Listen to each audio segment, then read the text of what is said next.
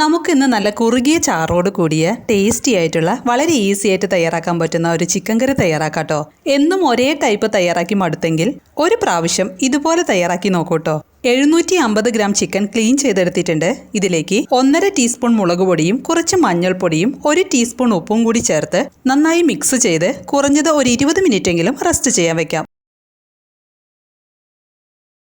അതിനുശേഷം ഒരു പാനിൽ വളരെ കുറച്ച് ഓയിൽ ഒഴിച്ച് ഓയിൽ ചൂടായി വരുമ്പോൾ അതിലേക്ക് ചിക്കൻ പീസുകളിട്ട് ഓരോ വശവും 2 മിനിറ്റ് വെച്ച് ഷാലോ ഫ്രൈ ചെയ്തെടുക്കാം. കൂടുതൽ ടൈം ഫ്രൈ ചെയ്യേണ്ട, അതുപോലെ ഓയിലും കൂടുതൽ ഒഴിക്കരുത്. 2 മിനിറ്റ് കഴിയുമ്പോൾ മറിച്ചിട്ട് കൊടുക്കാം. ആ വശവും ഒരു 2 മിനിറ്റ് ഫ്രൈ ചെയ്തതിന് ശേഷം ചട്ടിയിൽ നിന്നും മാറ്റാം. ഇങ്ങനെ എല്ലാ ചിക്കൻ പീസുകളും ഷാലോ ഫ്രൈ ചെയ്തെടുക്കാം. ഫ്രൈ ചെയ്യുമ്പോൾ കിട്ടുന്ന ഒരു ടേസ്റ്റിന് വേണ്ടിയാട്ടോ ഇങ്ങനെ ചെയ്യുന്നത്. ചിക്കൻ ഷാലോ ഫ്രൈ ചെയ്തെടുത്തതിന് ശേഷം അതേ പാനിലേക്ക് 1 ടേബിൾ സ്പൂൺ ഇഞ്ചി ചതച്ചതും 2.5 ടേബിൾ സ്പൂൺ വെളുത്തുള്ളി ചതച്ചതും പച്ചമുളക് 2 തണ്ട് കറിവേപ്പില ഇതെല്ലാം ഇട്ട് 1 മിനിറ്റ് വഴറ്റിയതിന് ശേഷം 3 സവാള കനം കുറച്ചരിഞ്ഞത് പാനിലേക്ക് ഇട്ട് കൊടുക്കാം. ഇനി കുറച്ച് ഉപ്പ് കൂടി ചേർത്ത് ഇളക്കി സവാള പെട്ടെന്ന് സോഫ്റ്റ് ആയി വരാൻ പാൻ ഒന്ന് മൂടി വെച്ച് കൊടുക്കാം. കുറച്ച് കഴിഞ്ഞ് മൂടി തുറന്ന് ഇളക്കി വഴറ്റിയെടുക്കാം.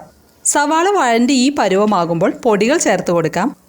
1.5 ടേബിൾ സ്പൂൺ കാശ്മീരി മുളക് പൊടി, 2 ടേബിൾ സ്പൂൺ മല്ലിപ്പൊടി, 1 ടീസ്പൂൺ ഗരം മസാല, 1/2 ടീസ്പൂൺ പെരിഞ്ജീരകം പൊടിച്ചത്, മഞ്ഞൾപ്പൊടി ഇതെല്ലാം പാനിലേക്ക് ഇട്ട് പൊടികൾ മൂപ്പിച്ചെടുക്കണം. പൊടികൾ മൂത്ത് വരുമ്പോൾ 2 വലിയ തക്കാളി അരിഞ്ഞത് ചേർത്ത് കൊടുക്കാം. അതിനുശേഷം പാൻ മൂടി വെച്ച് തക്കാളി വേവിക്കണം.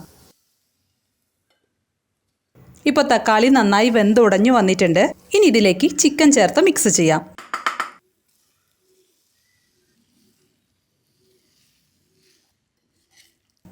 1-2 മിനിറ്റ് നമുക്ക് പാൻ മൂടി വയ്ക്കാം. അതിനുശേഷം ചിക്കനിലേക്ക് ഗ്രേവിക്ക് ആവശ്യമായ ചൂടുവെള്ളം ഒഴിച്ച് നന്നായി ഇളക്കി മൂടി വെച്ച് ചിക്കൻ വേവിക്കാം.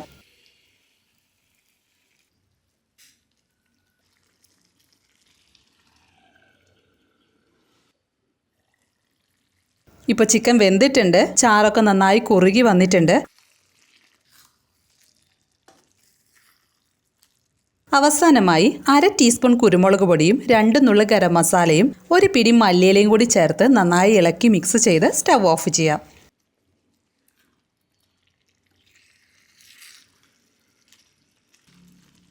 സ്റ്റവ് ഓഫ് ചെയ്തതിന് ശേഷം ഒരു പച്ചമുളക് നെടുകെ കീറി ചിക്കന് മുകളിൽ വെച്ച് ഒരു 5 മിനിറ്റ് പാൻ മൂടി വയ്ക്കാം. ഇങ്ങനെ ചെയ്യുമ്പോൾ ഒരു പ്രത്യേക ഫ്ലേവർ കിട്ടും നമ്മുടെ കറിക്ക്. ഇതുപോലെ ചെയ്യാത്തവർ ഒന്ന് ട്രൈ ചെയ്ത് നോക്കിക്കോളൂ കേട്ടോ. നമ്മുടെ ചിക്കൻ കറി റെഡി ആയിട്ടുണ്ട്. എല്ലാത്തിൻ്റെയും കൂടി നല്ലൊരു കോമ്പിനേഷനാണ് കേട്ടോ ഈ ചിക്കൻ കറി. ഇതിലേക്ക് അവസാനം കുറച്ച് തേങ്ങാപ്പാൽ കൂടി ഒഴിച്ചാൽ ഗംഭീര ടേസ്റ്റാണ്. എല്ലാവരും തയ്യാറാക്കി നോക്കി അഭിപ്രായങ്ങളും നിർദ്ദേശങ്ങളും കമൻറ്റ് ചെയ്യണം. അതുപോലെ വീഡിയോ ഇഷ്ടമായാൽ ലൈക്ക് ബട്ടൺ പ്രസ് ചെയ്ത് ഷെയർ ചെയ്യാൻ മറക്കരുത്. അപ്പോൾ പുതിയൊരു വീഡിയോയുമായിട്ട് നമുക്ക് വീണ്ടും കാണാം. താങ്ക്